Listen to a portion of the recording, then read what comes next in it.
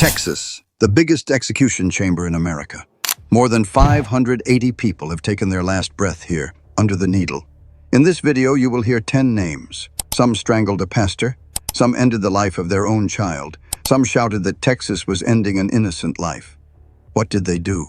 Why did the state stand firm, even when people questioned old DNA or broken confessions? Watch until the end.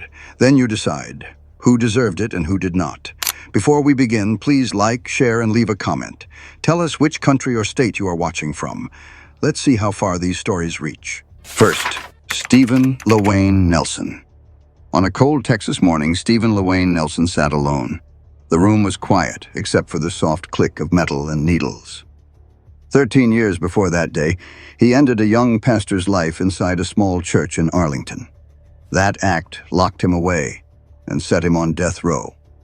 He was executed just 13 days before his 38th birthday. He was born on February 18, 1987, in Ada, Oklahoma. Nelson grew up with pain. His parents hurt and neglected him. He carried deep wounds from childhood. Without care or love, he turned to trouble early on. He stole. He broke the law. By 14, he was arrested and sent to juvenile detention. After that, he kept falling back into crime. On March 3, 2011, Nelson's crime shocked the town.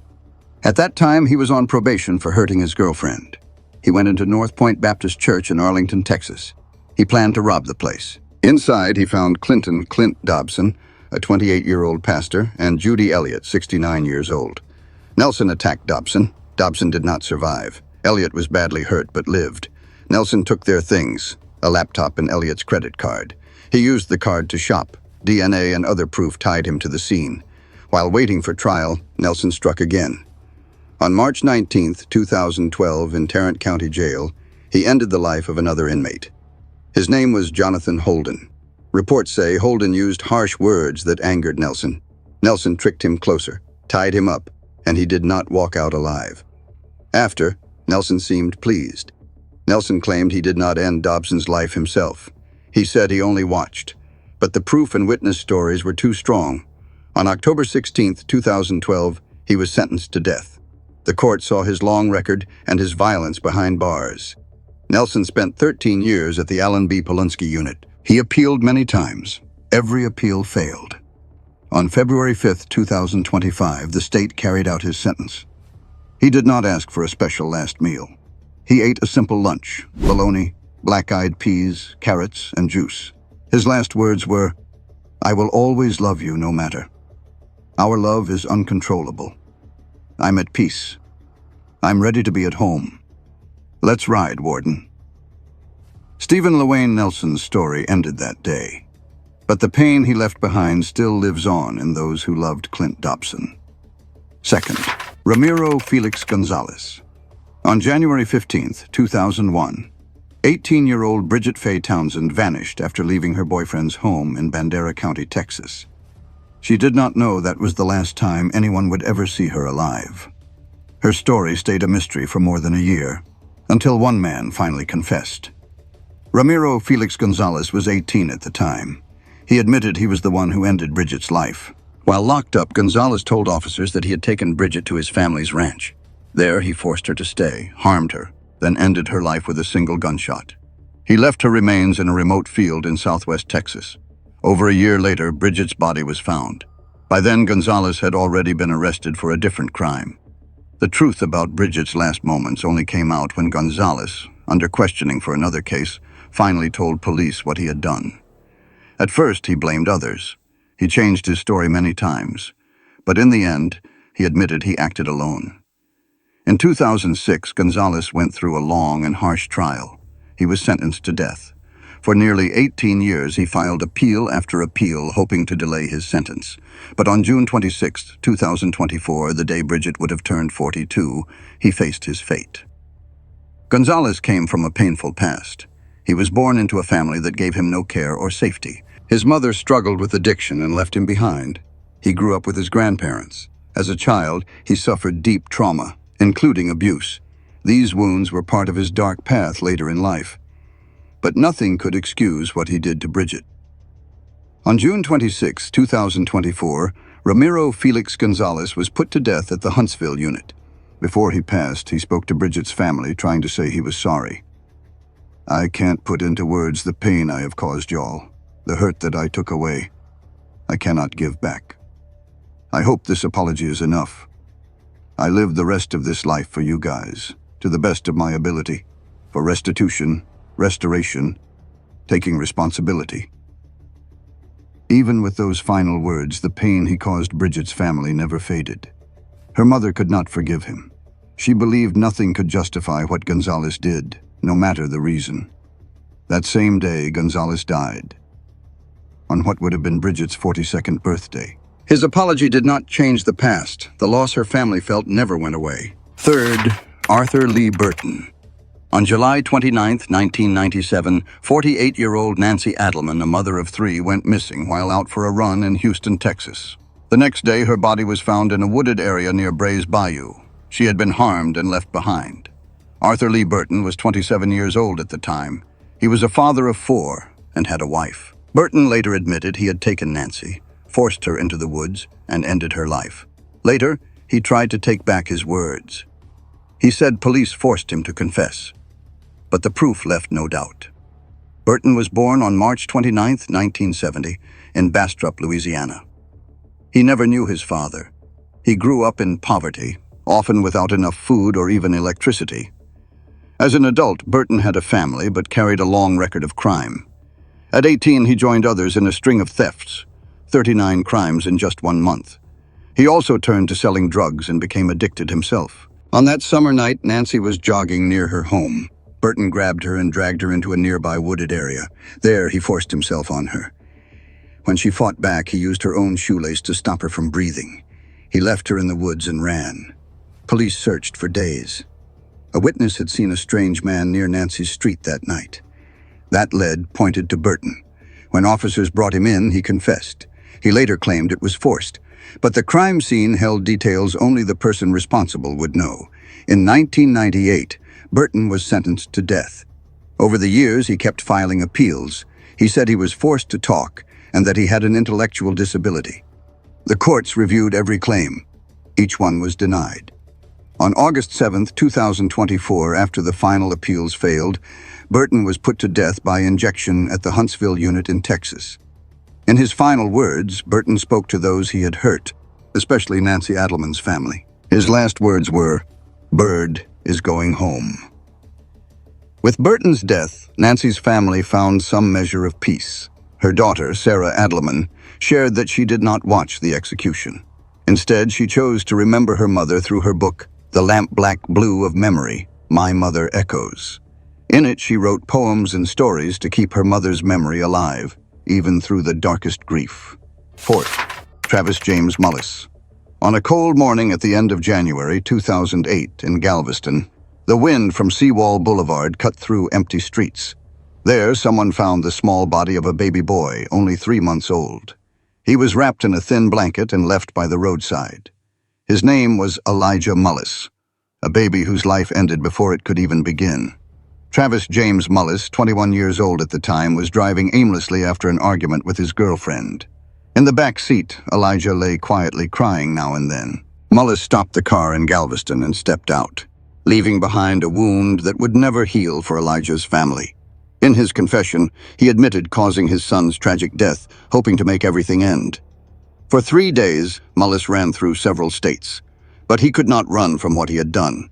On February 1st, he turned himself in at a police station in Philadelphia. He confessed fully and took all the blame. He was brought back to Texas, back to where Elijah's small body had been left alone in the cold. The pain began long before that day. Mullis was born in Maryland. His mother died when he was just 10 months old. His father abandoned him. He was raised by his uncle, who hurt him deeply for 3 years. At 13, Mullis was caught harming a cousin. He was sent to Jefferson School in Maryland, his first lockup. At 17, he left that place and ran to Texas, hoping for a new life. Instead, he created more pain. In 2011, at Galveston County Court, a tape played Mullis's calm confession. Other victims came forward to testify, revealing what Mullis had hidden. The jury took just 1 hour to decide. They gave him no way out but the cold needle at the end. For more than 13 years, Mullis sat on death row. Sometimes he begged for a quick end. Sometimes he changed his mind and tried to fight it. At last, he gave up all appeals. He told the judge, "I put myself here." On May 23, 2024, the final order came. Just 4 days after his 38th birthday, Mullis would leave this world, just as he had forced Elijah to leave it first. On September 24, 2024, Travis James Mullis was put to death at the Huntsville unit in Texas. Any hope that he might change ended with his final words. "I thank the staff and the prison system for the changes made across the system that allowed rehabilitation to be possible even for someone like me. I am sorry to Elijah's mother and family. I regret causing his death, but I have no regrets for giving up my appeals and welcoming death." The needle touched his vein. The sentence set in 2011 closed at 7:01 that night. But the deepest truth was buried in the cold ground, that Elijah's birthday in October would never come. Fifth, Ivan Abner Cantu. On February 17, 2001, a shocking crime took place in Dallas, Texas. James Mullis, 24 years old, and his fiancée, Amy Kitchen, 19 years old, lost their lives during a violent night that ended everything they had dreamed about. James was studying to become a nurse. Amy was a student nurse too. Both had bright futures ahead. But their lives were taken too soon. Ivan Abner Cantu, 28 years old at the time, was accused of ending both lives. The case was filled with twists. Investigators found blood-stained clothes in Cantu's trash, a Rolex watch that belonged to James Mullis. People close to Cantu, including his girlfriend Amy Boetcher, told police he was the one who planned it all. But over time, questions about the truth began to grow. Some witnesses changed their stories. Jeff Boetcher, Amy Boetcher's brother, admitted he had lied to protect his sister. He said his first statements were not true. These new claims made people doubt the case and call for a new look at what really happened. Even with these doubts, all of Cantu's appeals were denied.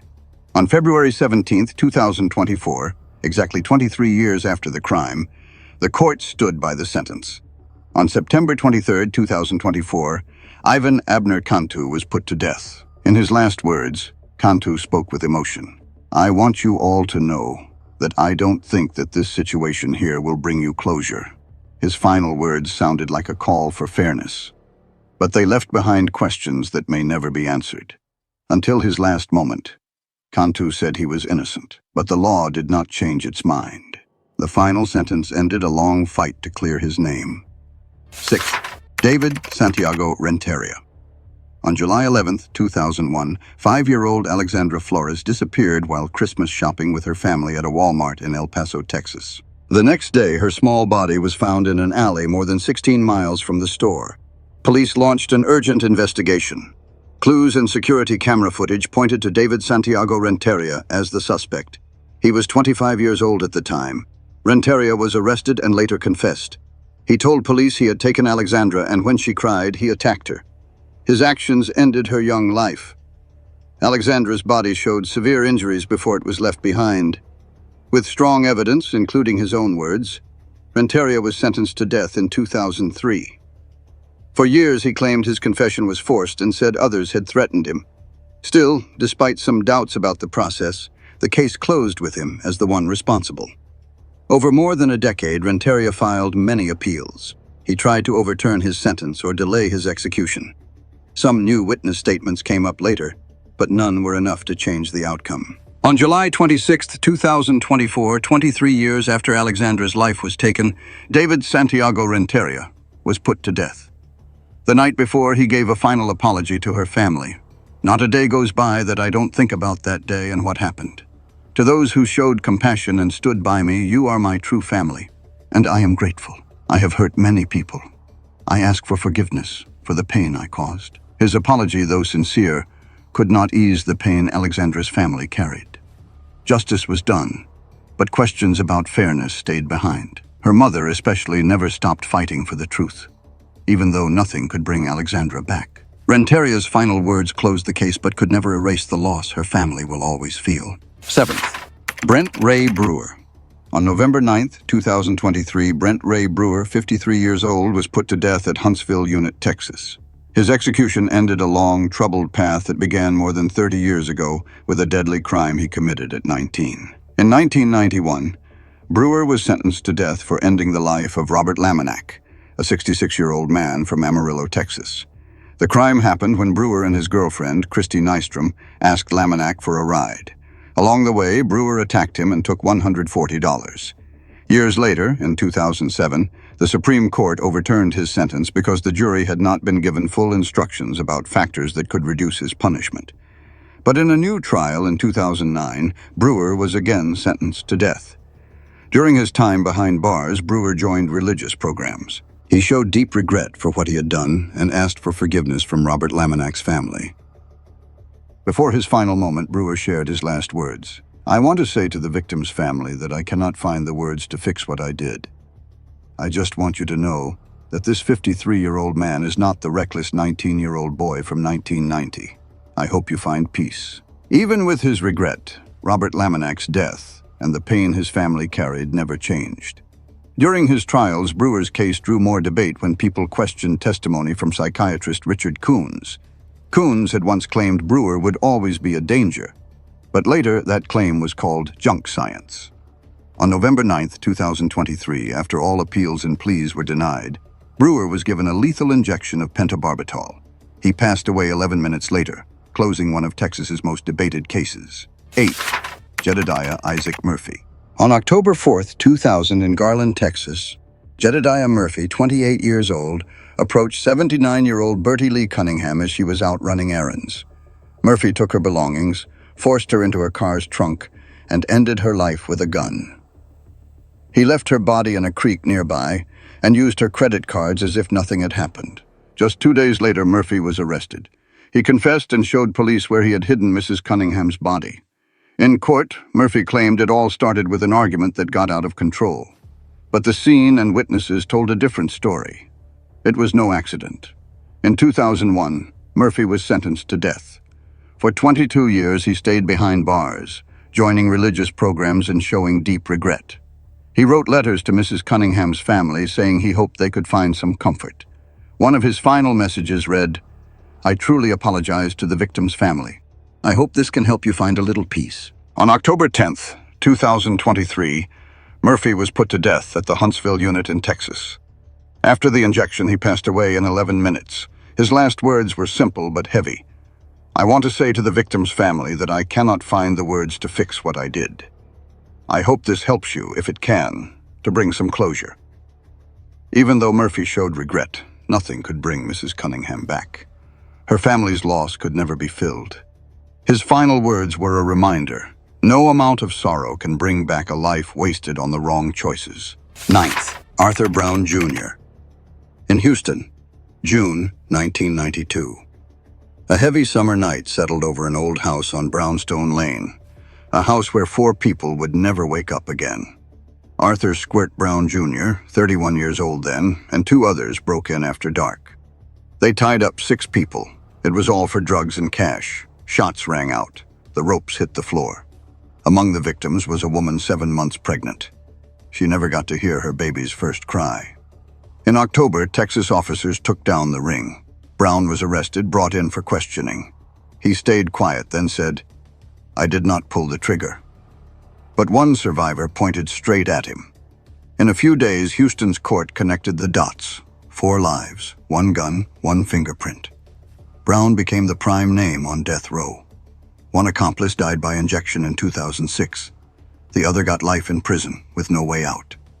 31 years passed behind bars. Brown's lawyers argued over and over that DNA from a bedsheet was never tested by an outside lab. They said it could save him. But Texas courts refused. Brown also claimed he had an intellectual disability. Old records shut that down. The court ruled he was fit to stand trial. On March 9, 2023, Brown took his final walk inside Huntsville prison. No fancy last meal. Texas had ended that in 2011.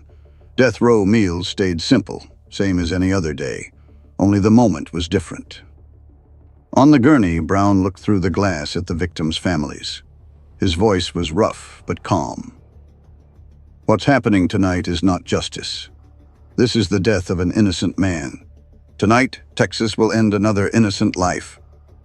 17 minutes later, The injection of pentobarbital ended every unanswered question. In the waiting room, the victims' families held hands. Some cried, some sat silent. Everyone knew no words of "I am innocent" could bring back 4 lives, or the unborn child who never saw the world. Debates about Brownstone Lane never fully closed. Human rights lawyers still keep DNA files, still talk about justice left unfinished. But Huntsville shut the case. The name Squirt now stays on a prison grave marker, beside a question mark for those who believe he did not pull the trigger. 31 years since that bloody night. Was it justice or a sentence hanging over half a lifetime? On Texas nights, Brownstone Lane still carries a stain that will never wash away. 10th, John Lezell Balentine. On a January night in 1998, Amarillo, Texas, 3 teenage boys slept in a small living room. The back door stood slightly open. John Lezell Balentine, 28 years old at the time, stepped inside through a path he once knew well when he dated Misty Kaler. But that night, Misty's brother, Edward Mark Kaler, and 2 of his friends, Kai Brooke Geyer and Stephen Watson, became targets of anger rooted in a long family feud over a relationship they never accepted. Balentine pulled a gun. 3 loud shots broke the silence, ending 3 young dreams that never had the chance to grow. Edward was 17. Kai and Stephen were only 15. Still boys, not yet men. After that night, Balentine ran. Amarillo police hunted for weeks. In court, Balentine admitted what he did, but from the start, cracks showed in how the trial was handled. The jury was later accused of racial bias. Letters between lawyers used words like justifiable lynching. Testimony said the jury foreman shouted hateful slurs when debating the sentence. All of it was buried in dusty files. In 1999, Balentine was sentenced to death. For over 20 years, human rights groups kept fighting, pointing out that Balentine never got proper notice to prepare his defense when the court changed his execution date. Every plea ended at the steps of the Supreme Court. On February 8, 2023, John Lezell Balentine walked his final hallway. There was no special last meal, just the same basic tray every prisoner gets. He looked through the glass and saw his family sitting in silence, waiting for his last words. He spoke quietly but firmly. "I want to thank everyone. I love you all for standing by me. I am sorry for what I did to you. Please forgive me. I am ready." The needle touched his vein. At 6:36 that evening, pentobarbital flowed through his blood. 15 minutes later, the sentence from 1999 closed. But the questions never did. Some still call Balentine a cold-blooded killer. 3 young lives lost. 3 families left with an empty space no words can fill. Yet others ask, if the jury had been fair without hate or bias, would this death have been needed? Was justice truly served?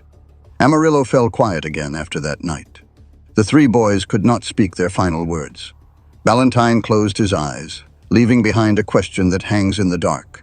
How many death sentences and how much justice still hide in the shadows of jury rooms? And so, 10 people have walked through that room of needles. 10 stories closed with one final injection. But the pain they left behind did not vanish with them. Behind every execution is a family torn apart. Parents losing children, children losing fathers, and survivors carrying scars for life. A crime never truly ends when the one who caused it dies. It leaves a dark mark on society, reminding us that anyone can become a victim if we fail to protect each other. Let these stories be more than numbers. Let them be a lesson. Stay awake, speak up, protect justice, stand with the weak. Never turn away when darkness still finds a way in. If you agree, please share this video. Leave a comment below and tell us, what does true justice mean to you and who truly deserves it?